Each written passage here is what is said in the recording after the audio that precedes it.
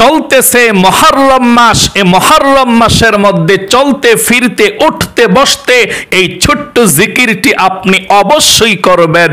নবীজি ওয়াদা করে বলেছেন এই জিকিরটি করলে আল্লাহ আপনার ভাগ্যকে পরিবর্তন করে দিবে, আপনার পরিবার সংসার থেকে অভাব অনটনগুলো আল্লাহ দূর করে দিবে, সুখ শান্তি দিয়ে ভরপুর করে দিবে। ও মহিলা মা ও বোনেরা, এই জিকিরটি যদি আপনারা এই মুহররম মাসের মধ্যে বেশি বেশি করতে পারেন, আপনাদেরকে আল্লাহ ধন সম্পদ দিবে, মনের আশা পূরণ করবে এবং আপনাদের জীবনের সমস্ত গুনাহগুলো আল্লাহ রাব্বুল আলামিন ক্ষমা করে দিবে। আল্লাহর নবীজি মুহররম মাসের মধ্যে এই জিকিরটি সবচেয়ে বেশি করেছেন, আপনিও করবেন ইনশাআল্লাহ। আপনার ভাগ্যটাকেই পরিবর্তন করে আল্লাহ রহমত বরকত দিয়ে ভরপুর করে দেবে। তাই মনোযোগ সহকারে আপনি ভিডিওটি দেখুন এবং জানুন এবং শিখুন কোন জিকিরটি আল্লাহর নবীজি মুহররম মাসের মধ্যে করতে বলেছেন। আপনি সে জিকিরটি করবেন ইনশাআল্লাহ, কপাল খুলে যাবে, ভাগ্য পরিবর্তন হবে ইনশাআল্লাহ। প্রিয় দিনী মহিলা মা ও বোনেরা, ভাই বোনেরা, সকলকে বলবো এই মুহররম মাস খুবই গুরুত্বপূর্ণ মাস, ফজিলতপূর্ণ মাস। এই মুহররম মাসের মধ্যে যদি আপনি এই জিকিরটি করতে পারেন, আল্লাহর কাছে যা চাইবেন তাই পেয়ে যাবেন। ধন সম্পদ চাইলে পাবেন, টাকা পয়সা চাইলে পাবেন, মান সম্মান ইজ্জত চাইলে পাবেন, যা চাইবেন তাই পাবেন। কারণ মুহররম মাস এমন একটি মাস, আল্লাহ রাব্বুল আলামিন যেই মাসকে শাহরুল্লাহ, আল্লাহর মাস আল্লাহ বলেছেন, এই মুহররম মাস কিন্তু অনেক বেশি দামি। আল্লাহ রাব্বুল আলামিন পবিত্র কোরআনুল কারীমের মধ্যে বড় সুন্দর করে এই মুহররম মাসের নাম কিন্তু বলে দিয়েছেন। আল্লাহ বলেছেন 12টি মাসের মধ্যে 4টি মাসকে আল্লাহ রাব্বুল আলামিন সব থেকে বেশি সম্মানিত করেছেন। এর মধ্যে 1 নাম্বার সম্মানিত মাস হচ্ছে মুহররম মাস। সকলে বলি সুবহানাল্লাহ। মুহররম মাসটা খুবই সম্মানিত একটি মাস, ইবাদত করার মাস। এই মাসের মধ্যে যুদ্ধ বিগ্রহ মারামারি হানাহানি কাটাকাটি সব কিছুকে আল্লাহ রাব্বুল আলামিন নিষিদ্ধ করে দিয়েছেন, হারাম করে দিয়েছেন। কারণ এই মুহররম মাস শুধু আল্লাহ রাব্বুল আলামিনকে ডাকার মাস, জিকিরের মাস, নামাজের মাস, ইবাদতের মাস। সকলে বলি সুবহানাল্লাহ। এই মুহররম মাসের মধ্যে এমন একটি দিন আছে যেই দিন অনেক ইসলামের সাথে ঘটনা জড়িত আছে। যেমন মুহররমের সেই 10 তারিখ আশুরার দিনকেই কিন্তু সম্মানিত দিন বলা হয়। ওই মুহররম মাসের 10 তারিখ আশুরার দিন আল্লাহ পৃথিবীকে সৃষ্টি করেছেন। এই মুহররমের 10 তারিখে আবার আল্লাহ হযরতে আদম আলাইহিস সালামকে সৃষ্টি করেছেন। মুহররমের 10 তারিখেই কিন্তু আবার হযরতে আদম আলাইহিস সালামকে জান্নাতে প্রবেশ করিয়েছেন, জান্নাত থেকে আবার বের করে দিয়েছেন। মুহররমের 10 তারিখে আবার আল্লাহ রাব্বুল আলামিন হযরতে আদম আলাইহিস সালামের তওবাকে কবুল করলেন। আল্লাহু আকবার। এই মুহররম মাসের মধ্যে কিন্তু 10 তারিখ, আর এই 10 তারিখের মধ্যেই ইব্রাহিম খলিলকে আগুন থেকে আল্লাহ রাব্বুল আলামিন উদ্ধার করেছেন। নমরুদ বাহিনী ইব্রাহিম খলিলকে আগুনের মধ্যে ফেলে দিয়েছিল, আর আল্লাহ সে আগুনের মধ্যে রেখেও একটি পশম পড়তে দেয় নাই। আল্লাহ বলেছেন কুলনা ইয়া নারু কুনি বারদাও ওয়া সালামান আলা ইব্রাহিম, আমার ইব্রাহিমের জন্য হে আগুন তুমি একেবারে শান্তিময় হয়ে যাও, একেবারে বেশি ঠান্ডা হইও না, একেবারে আবার গরম হইও না, শান্তিময় হয়ে যাও। আল্লাহু আকবার। যেই দিন বের হয়েছিল ইব্রাহিম নবী আগুনের কুণ্ডলী থেকে, সে দিনটাও ছিল মুহররমের 10 তারিখ। নূহ আলাইহিস সালামের কওমকে আল্লাহ ধ্বংস করে দিয়ে তিনাকে এবং তিনার উত্তরসূরিকে আল্লাহ তাআলা 40 দিন পর্যন্ত নৌকা ভাসতে ভাসতে যৌতি নামক পাহাড়ের মধ্যে যখন গিয়ে অবস্থান করলো, সেই দিনটাও ছিল মুহররমের 10 তারিখ। শুধু তাই নয়, ইউনুস নবী মাছের পেটের মধ্যে ছিল। 1 দিন নয়, 2 দিন নয়, 30 দিন নয়, 40 দিন পর্যন্ত মাছের পেটের মধ্যে ছিল। মাছের পেট থেকে যেদিন আল্লাহর হুকুমে বের হয়েছিল সেই দিনটা ছিল মুহররমের 10 তারিখ, আশুরার দিন। এবং সুলাইমান আলাইহিস সালাম বাদশাহিত্ব পেয়েছিল এই মুহররমের 10 তারিখে।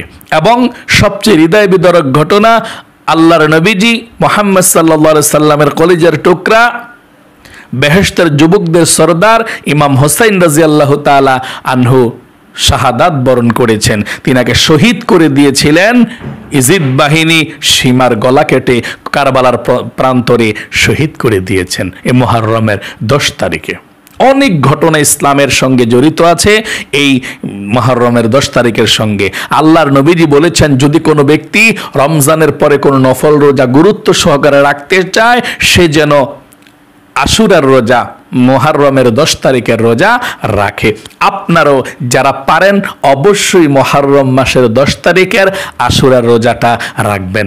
এর সঙ্গে আরেকটি রোজা মিলিয়ে 9 মুহররম 10 মুহররম এভাবে রাখবেন, না হয় 10 মুহররম 11 মুহররম। কারণ এই মুহররম মাসের 2টি রোজা নবীজি রেখেছিলেন। 10 তারিখেরটা তো মেইন, এর সঙ্গে মিলিয়ে আরেকটা রাখতে হবে।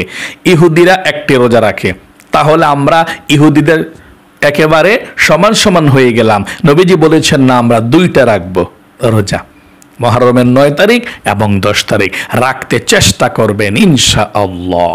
প্রিয় দিনী ভাই এবং মহিলা, মা ও বোনেরা, এখন শুনুন পৃথিবীর সব থেকে শ্রেষ্ঠ ছোট্ট এই দোয়াটি আল্লাহর নবীজি সব সময় পড়তেন, আপনারাও পড়বেন ইনশাআল্লাহ।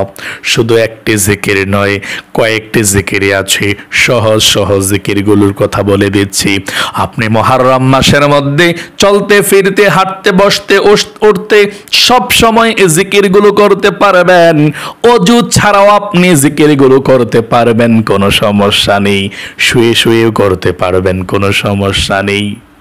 এত পাওয়ারফুল জিকির, পাওয়ারফুল দোয়া, আমার আল্লাহ রাব্বুল আলামিন খুশি হয়ে যায়। 1 নম্বরে এ মুহররম মাসের মধ্যে এবং আশুরার দিন 10 মুহররম সম্পূর্ণ মাসে আপনি 1 নম্বর যে জিকিরটা বেশি বেশি করবেন, সেই জিকিরটা হলো সুবহানাল্লাহ সুবহানাল্লাহ সুবহানাল্লাহ সুবহানাল্লাহ। এই জিকিরটা যদি আপনি একটিবার মন থেকে করেন, সুবহানাল্লাহ বলেন, তাহলে আপনাদের আমলনামার মধ্যে আল্লাহ এমন বেশি নেকি দিবে, আসমান এবং জমিনের মধ্যখান যে খালি জায়গাটা আছে, এই খালি জায়গাটাকে আল্লাহ রাব্বুল আলামিন নেকি দিয়ে ভরপুর করে দেয়। সকলে বলি সুবহানাল্লাহ। একবার সুবহানাল্লাহ বললে আপনার কাছে সহজ মনে হয় জিকিরগুলো, যে সহজ হইতে এগুলো তো পারিই, কিন্তু এই জিকিরগুলো আপনি মজা করে করেন না, এই জিকিরগুলো আপনি সুন্দর করে করেন না, পারেন দেখা। আল্লাহর কসম করে বলছি, এই জিকিরগুলো আসমান এবং জমিন থেকে সবচেয়ে বেশি দামি। সুবহানাল্লাহ আপনি মনোযোগ সহকারে পাঠ করবেন কমপক্ষে 100 বার। 2 নম্বরে আলহামদুলিল্লাহ আলহামদুলিল্লাহ আলহামদুলিল্লাহ আপনি কমপক্ষে 100 বার পাঠ করবেন। কাজের ফাঁকে ফাঁকে, রান্নার ফাঁকে ফাঁকে, ঘর ঝাড়ু দেওয়ার সময়, যেই কোনো সময় আপনি পড়তে পারবেন, কোনো সমস্যা নেই। আলহামদুলিল্লাহ আলহামদুলিল্লাহ আলহামদুলিল্লাহ এভাবে পড়বেন 100 বার কমপক্ষে। 3 নম্বরে আল্লাহু আকবার আল্লাহু আকবার আল্লাহু আকবার 100 বার পড়বেন, আমার আল্লাহ খুশি হয়ে যায়। আল্লাহু আকবার অর্থ আল্লাহ মহান, আল্লাহ বড়। আপনি যখন আল্লাহকে বড় বলেন, আল্লাহ রাব্বুল আলামিন আপনাকেও বড় বানিয়ে দেয়। আল্লাহু আকবার আল্লাহু আকবার। তাই অবশ্যই আপনি আল্লাহু আকবার আল্লাহু আকবার আল্লাহু আকবার এভাবে আপনাদেরকে পাঠ করতে হবে। আল্লাহু আকবার আল্লাহু আকবার। 4 নম্বরে আপনি কালিমে তয়্যিবা পাঠ করবেন কমপক্ষে 100 বার। কালিমাই তয়্যিবাটা লা ইলাহা ইল্লাল্লাহ, লা ইলাহা ইল্লাল্লাহ। যদিও এটা হালকা জবানে উচ্চারণ করতে এটার যে ওজন 7 আসমান 7 জমিন যদি এক পাল্লায় রাখা হয়, আরেক পাল্লায় যদি শুধুমাত্র লা ইলাহা ইল্লাল্লাহ লিখে রাখা হয়, তাহলে লা ইলাহা ইল্লাল্লাহর পাল্লায় কিন্তু ভারী হয়ে যাবে। সকলে বলি সুবহানাল্লাহ। প্রিয় দিনী মহিলা মা ও বোনেরা, ভাই বোনেরা, শুনুন তাহলে এই 4 নম্বরে কালিমে তয়্যিবাটা 100 বার পাঠ করবেন। একবার ঈমান এবং ইখলাসের সঙ্গে পাঠ করলে আমার আল্লাহ রাব্বুল আলামিন আপনার জীবনের যৌবনের গুনাহগুলো ক্ষমা করে দিবে এবং আরশে আজিমের নূরের খুঁটি হেলতে থাকে, দুলতে থাকে। আল্লাহ বলেন, নূরের খুঁটি কি হয়েছে, হেলতেছিস কেন, দুলতেছিস কেন? নূরের খুঁটি বলে, আল্লাহ জমিনের মধ্যে তোমার গুনাহগার বান্দা বান্দিরা লা ইলাহা ইল্লাল্লাহ পড়েছে আর এখনো পর্যন্ত তাদেরকে ক্ষমা করা হয় নাই। কিভাবে আমি স্থির হতে পারি? এই জন্য হেলতেছি এবং দুলতেছি। আল্লাহ তাদেরকে তুমি ক্ষমা করে দাও, ক্ষমা করে দিয়ে আল্লাহ তাদেরকেও তুমি এই ক্ষমা নিষ্পাপ বেগুনা মাসুম বানিয়ে দাও। আল্লাহ বলেন, রে ফেরেশতারা, তারা কি আমাকে দেখেছে? না, আল্লাহ আপনাকে দেখে নাই। জান্নাত দেখেছে? না, আল্লাহ জান্নাত দেখে নাই। জাহান্নাম দেখেছে? না, আল্লাহ জাহান্নাম দেখে নাই। কবর আযাব দেখেছে? না, আল্লাহ কবর আযাবও দেখে নাই। আল্লাহ বলেন, যেই বান্দা বান্দিরা আমাকে দেখে নাই, জান্নাত জাহান্নাম দেখে নাই, না দেখে আমার উপর ঈমান এনে বিশ্বাস করে লা ইলাহা ইল্লাল্লাহ বলেছে, আমি আল্লাহ তার জীবনের যৌবনের সমস্ত গুনাহগুলো ধুয়ে মুছে ছাপ করে দিলাম। আল্লাহু আকবার। তখন নূরের খুঁটি স্থির হয়ে যায়। সকলে বলি সুবহানাল্লাহ। এই জন্যে আপনি লা ইলাহা ইল্লাল্লাহ, লা ইলাহা ইল্লাল্লাহ বেশি বেশি পরিমাণে পাঠ করবেন। এবং নবীজি বলেছেন, যদি কোনো ব্যক্তি লা ইলাহা ইল্লাল্লাহ বেশি বেশি পড়ে, সে মরণের সময়ও কিন্তু পড়তে পারবে লা ইলাহা ইল্লাল্লাহ। নবীজি বলেছেন, মৃত্যুর সময় যদি কোনো ব্যক্তি লা ইলাহা ইল্লাল্লাহ বলে, তাহলে সে জান্নাতের মধ্যে চলে যাবে। অনেক বেশি ফজিলত। তাই লা ইলাহা ইল্লাল্লাহ কোরআন শরীফের পরে সবচেয়ে বড় জিকির লা ইলাহা ইল্লাল্লাহ। আপনি পাঠ করবেন যতবার মন চায়, কমপক্ষে 100 বার। 100 বার লা ইলাহা ইল্লাল্লাহ, লা ইলাহা ইল্লাল্লাহ পড়ে একবার শুধু পুরোটা কালেমা পড়বেন এভাবে, লা ইলাহা ইল্লাল্লাহু মুহাম্মাদুর রাসূলুল্লাহ সাল্লাল্লাহু আলাইহি ওয়াসাল্লাম। 5 নম্বরে জীবনের সমস্ত গুনাহগুলো ক্ষমা হওয়ার জন্য, রিজিক পাওয়ার জন্য, ধন সম্পদ পাওয়ার জন্য, জীবনকে আল্লাহ সুন্দর করে করে দেওয়ার জন্য আপনি ইস্তিগফার পাঠ করবেন। আপনি ইস্তিগফার পাঠ করবেন কমপক্ষে 100 বার এভাবে, আস্তাগফিরুল্লাহ আস্তাগফিরুল্লাহ। এবং প্রথমে বলবেন, আল্লাহ জীবনে যত গুনাহ করেছি, ভুল করেছি, অন্যায় করেছি, আল্লাহ তুমি আমাকে ক্ষমা করে দাও, মাফ করে দাও। তারপর বলবেন আস্তাগফিরুল্লাহ আস্তাগফিরুল্লাহ আস্তাগফিরুল্লাহ আস্তাগফিরুল্লাহ। এভাবে আপনি 100 বার পাঠ করবেন, জীবনের সমস্ত গুনাহগুলো আল্লাহ ক্ষমা করে দিবে। 6 নম্বরে দরুদ শরীফ পাঠ করবেন 100 বার। যেই কোনো দরুদ শরীফ পড়তে পারেন, দুরুদ ইব্রাহিমও পড়তে পারেন এভাবে, আল্লাহুম্মা সাল্লি আলা মুহাম্মাদি ওয়া আলা আলি মুহাম্মাদ কামা সাল্লাইতা আলা ইব্রাহিম ওয়া আলা আলি ইব্রাহিম ইন্নাকা হামিদুম মাজিদ।